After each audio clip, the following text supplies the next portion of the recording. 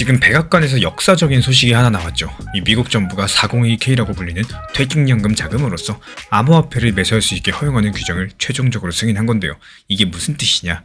그동안 미국 직장인들의 노후 자금 수십조 달러가 주식이나 채권 같은 전통 자산에서만 묶여 있었는데 이제부터는 공식적으로 코인 시장에도 들어올 길이 열렸다는 이야기입니다.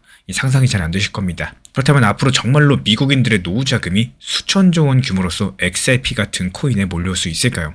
그리고 왜 하필 수많은 코인들 중에 리플 XRP가 지금 거론되고 있는 건지 오늘 영상은 바로 이 질문부터 출발을 해보도록 하겠습니다. 일단 큰 그림부터 살펴볼게요. 이 백악관의 결정 하나가 어떻게 수천조 원대의 돈을 리플 XRP로 향하게 만들 수 있는 걸까?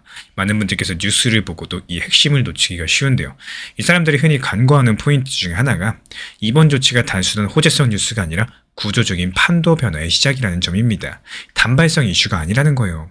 앞으로 매달 미국인들의 급여의 일부가 자동으로 코인에 투자되는 영구적이고 평생 갈 만한 이 자금 흐름의 출발점이라는 거고 어떤 메커니즘인지 천천히 풀어드려 보도록 하겠습니다. 지난 며칠 사이에 정말 굵직한 속보들이 연달아 나왔는데요. 먼저 백악관 산하의 정보 규제 업무국이 미국 노동부가 제출한 새로운 규정을 최종 승인했고요. 이 규정으로 말을 하자면은 퇴직연금 401k 플랜에 암호화폐 같은 대체 투자를 포함시켜도 좋다라는 내용입니다. 이 행정적인 마지막 관문이라고 할 수 있는 백악관의 OIRA를 통과했다라는 건요. 이제 노동부가 관보에 이 규칙을 게시하기만 하면은 실제 법으로서 효력이 발생한다는 뜻이고 발표 시점 자체가 멀지 않았습니다. 이제 수주 안, 그러니까 몇 주 안에 노동부 장관이 공식적인 발표를 할 거다. 이렇게 시장은 보고 있는데요. 그렇다면 이런 규정 변화가 왜 그렇게 큰 파급력을 가지고 있는 걸까요? 미국의 퇴직연금 시장 규모부터 짚어보셔야겠죠. 숫자만 들으면 깜짝 놀라실 텐데 2025년 말 기준 데이터로서 미국 전체 퇴직연금 자산은요. 약 48조 달러, 우리 돈으로 따지면 무려 6경 원에 달하는 엄청난 규모입니다. 그리고 그 중에서도 회사들이 직원들 퇴직연금 굴려주는 401k 같은 확정기형 연금이요. 약 14조 달러로서 또 많게는 경단위에 이르는 엄청난 금액을 차지하고 있습니다. 이런 어마어마한 돈들이요. 지금까지 어땠느냐? 미국의 ERISA법, 미국 퇴직연금 보호법 때문에 주식, 채권, 뮤추얼 펀드 같은 이런 전통 자산들에만 갇혀 있었다라는 거고 암호화폐에는 손도 못 대게 꽁꽁 묶여 있었다는 겁니다. 자, 그렇다면 왜 못 넣었느냐? 법적인 위험도 때문이었습니다. 연금을 관리해주는 기업이라거나 아니면 펀드 매니저들 같은 경우에 이 직원들의 노후 자금을 굴릴 때 아주 신중하고 또 안전하게 투자할 만한 이 선관주의 의무를 법적으로 지게 되는데요. 만약에 변동성이 큰 비트코인이나 또 코인을 넣었다가 크게 손실이 난다. 그럼 직원들이 가만히 있지 않고 소송을 걸 수 있었어요. 실제로 2025년 한 해 이때만 연금 운용 수수료를 하거나 이 실적 문제로서 고용주를 상대로 100건이 넘는 집단 소송이 제기됐었다고 합니다. 이러다 보니까 기업 입장에서 어떨까요? 굳이 코인 넣었다가 피곤한 일이 생기면 어쩌나 이러고 겁을 낼 수밖에 없었겠죠. 근데 이번에 백악관을 통과한 새로운 규정안에서는 상당히 획기적인 안전장치가 들어있습니다. 이 수탁자 면책 특권이라고 불리고 있는데요. 쉽게 말씀드려서 회사가 합법적이고 또 합리적인 절차를 거쳐가지고 코인 같은 대체 자산을 연금 포트폴리오에 편입을 하면요. 또 나중에 손실이 나더라도 그 회사나 책임자가 법적 소송으로부터 보호받는다는 거예요. 정부 차원에서 당신들이 알아가지고 잘 심사해서 넣었었다면은 우리가 법적으로 방패막이가 되어줄게 이렇게 보증을 서주는 겁니다. 이 조항이 왜 중요하냐? 이게 있어야지만 보수적인 기업들이 그때서야 비로소 이제 우리도 코인 한번 넣어볼까 이렇게 마음을 놓을 수가 있기 때문인데요. 여기에 또 한 가지 중요한 배경이 있습니다. 규제만 풀린 게 아니라요. 이미 지금 시장에서는 이 돈을 받을 준비가 전부 다 되어 있었다라는 거. 미국 최대 자산운용사 중 하나인 피델리티 측에서는요. 벌써 몇 년 전부터 만약에 규정만 허용된다면 직원들의 401k 계좌 최대 20%까지 비트코인 등을 넣을 수 있게 하겠다. 이러면서 자체 플랫폼에다가 디지털 자산 계정 기능을 만들어 놨습니다. 그리고 For Us All 같은 이 중형 운용사들 측에서도요. 코인베이스 거래소랑 협업해가지고 희망하는 기업의 수십 종의 암호화폐에 투자할 수 있는 연금 옵션을 제공을 해왔어요. 그러니까 길만 열려준다면은 곧장 돈이 들어갈 파이프라인은 이미 깔려있는 셈이겠죠. 그렇다면 이제 숫자로서 그 파급력을 한번 감을 잡아볼까요? 현재 약 14조 달러 규모의 401k 자금 중에서 상당히 보수적으로 1% 정도만 암호화폐에 할당된다라고 가정을 해볼게요.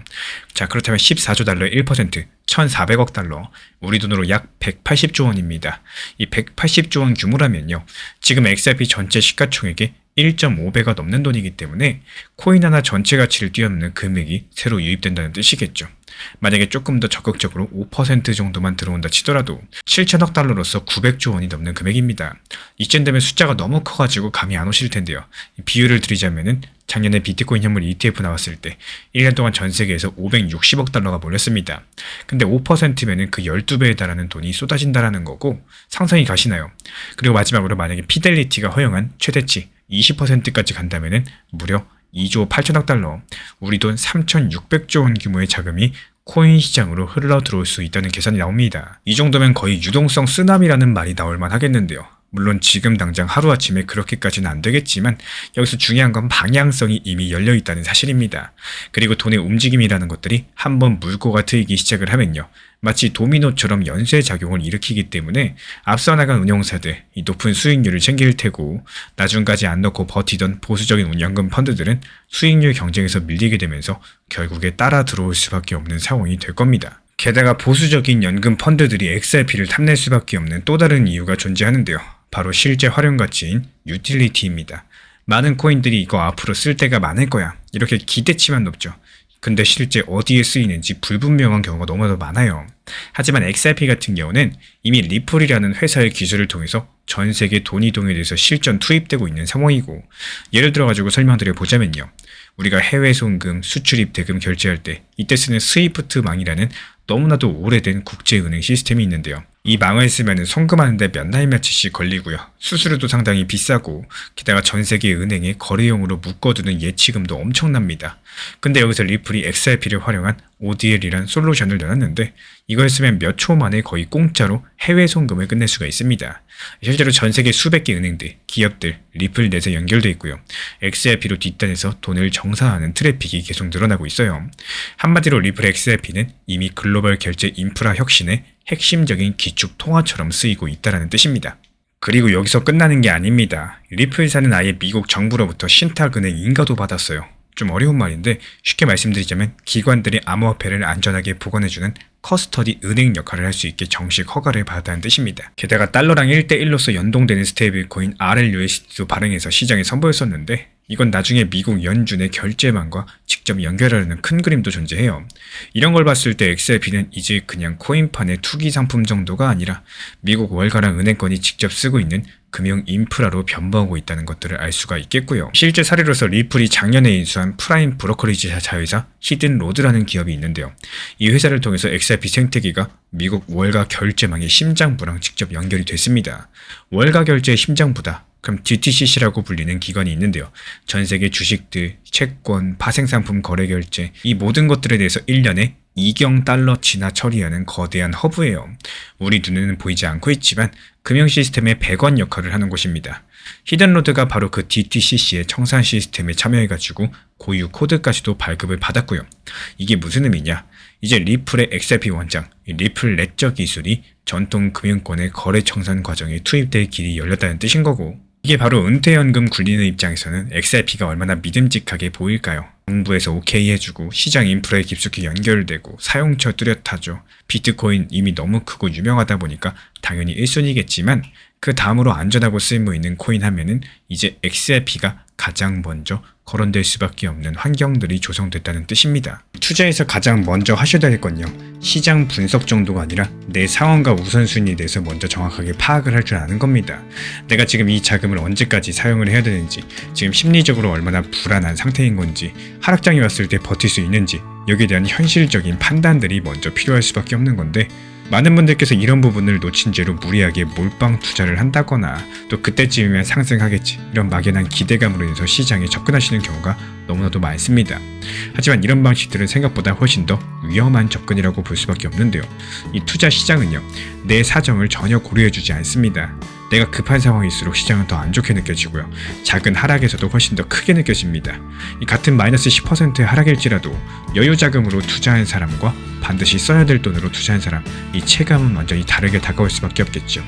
결국에 내가 쓰는 자금의 성격에 따라서 투자 심리가 자체가 달라진다라는 거고, 그 심리가 무너지게 되면 좋은 판단을 하기가 점점 더 어려워질 겁니다. 그래서 중요한 건요, 이 수익을 얼마나 낼 수 있느냐보다도 내가 이 시장을 버틸 수 있는 구조를 만들어 놓는 거. 그래서 여유 자금으로서 접근하고 비중을 나누고 또 또 언제든 대응할 수 있는 구조를 만들어 놓으면은 이 시장이 흔들린다라고 할지라도 심리적으로 무너지지 않게 되는 겁니다.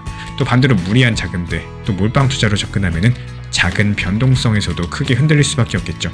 결국에 투자에서 중요한 건요, 타이밍이 아니라 내 상황에 맞는 전략을 세울 줄 아는 거고, 결국에 살아남는 사람은요, 시장을 잘 맞추는 사람이 아니라 오히려 자기 상황에 맞게 무리하지 않고 끝까지 버틸 수 있는 이런 구조를 만들 줄 아는 사람이 결국 끝까지 살아남으십니다.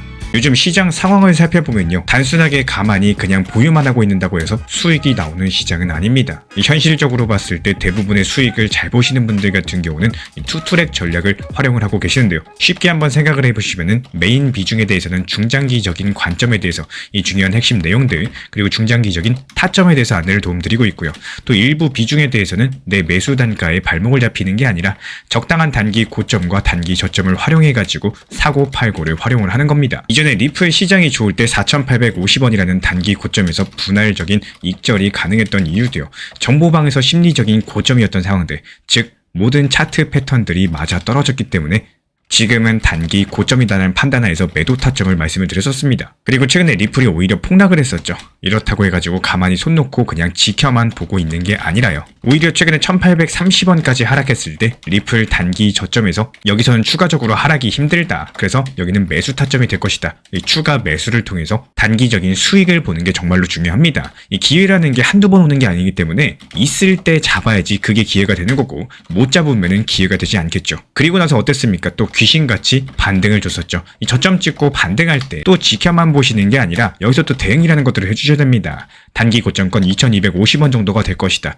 미리 예상해가지고 적당한 고점에서 분할 매도를 통해서 결국에 메인 비중은 중장기적으로 보면서도 이 높았던 메인 중에 평단은 낮췄고요, 오히려 비중과 수량을 늘려나갈 수 있는 투트랙 전략을 활용할 수 있는 방법이자 노하우입니다. 그렇게 2250원 라인에서 분할 매도를 했으면은 다시 한번 바닥 구간이라고 할 수 있는 단기 저점, 다점 1900원 라인에 대해서 리플 정보방에서 다시 한번 안내를 드렸던 이유도요, 결국에 높을 때 팔았으면은 낮을 때 사가지고 효율적인 시장을 대응을 해야 되기 때문입니다. 말 그대로 중장기 비중은 그냥 계속 가져가시면 되는 거고요. 다만 이거를 단순하게 지켜만 볼 수가 없기 때문에 이 투트랙 전략을 사용해가지고 단타 비중에 대해서 저점에 매수해서 단기 고점에 매도하고, 여기서 날 수익에 대해서 절반 정도는 중장기 포트폴리오로 옮기고요, 또 나머지 절반 수익에 대해서는 내가 개인적으로 활용을 하거나 아니면 추가적인 단기 포트폴리오에다가 추가적인 입금을 통해 가지고 수익금으로서 또 굴려갈 수도 있겠죠. 결국에 이 리플 XRP라는 코인이요, 단순하게 좋아하는 거 그리고 리플을 잘 활용하는 거, 이 두 가지는 천지 차이 별개일 수밖에 없습니다.